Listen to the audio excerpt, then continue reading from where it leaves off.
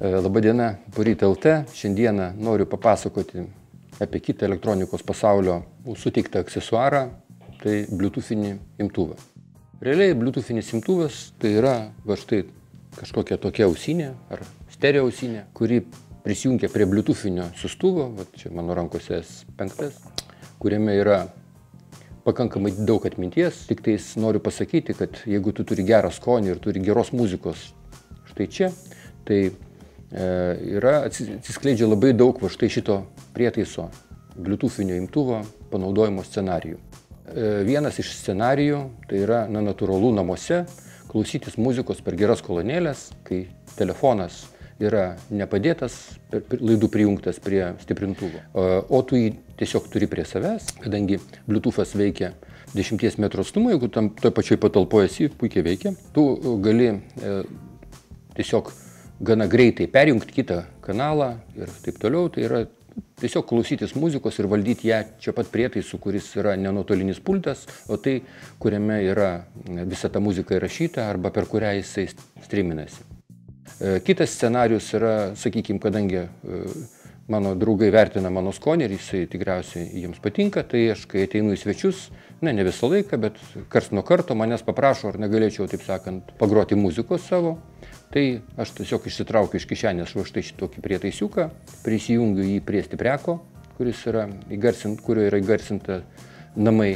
Ir ten kažkokiam vakarėlį, ten mes vakarieniaujam, guli šitas mano telefonas prie manęs prie stalo, niekur nereikia vaikščioti ir aš patildau, pagarsinu, pakeičiu treką, priklausomai nuo to, didžėjauju.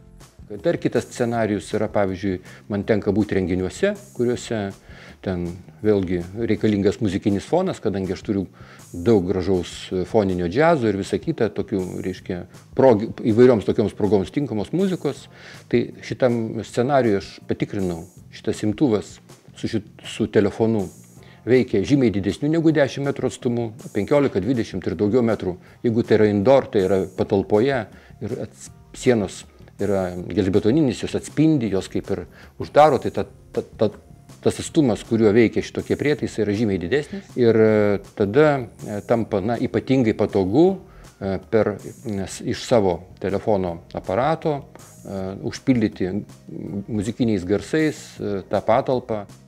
Iš principo aš papasakoju ne tiek apie patį prietaisą, kuris veikia maždaug kokias 6-8 valandas pilnai pakrautas. Ir yra mažiukas, galima nešiotis lengvai kišeniais, neužima vietos ir esant reikalui jį išsitraukus galima turėti tokius įvairius panaudojimo scenarijus. Jeigu jūs turite kažkokių kitokių tokio prietaiso panaudojimo variantų, parašykite.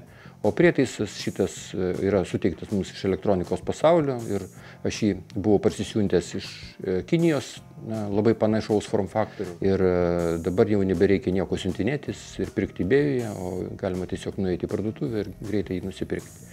Tai iki kitų pasimatymų, Poryt LT.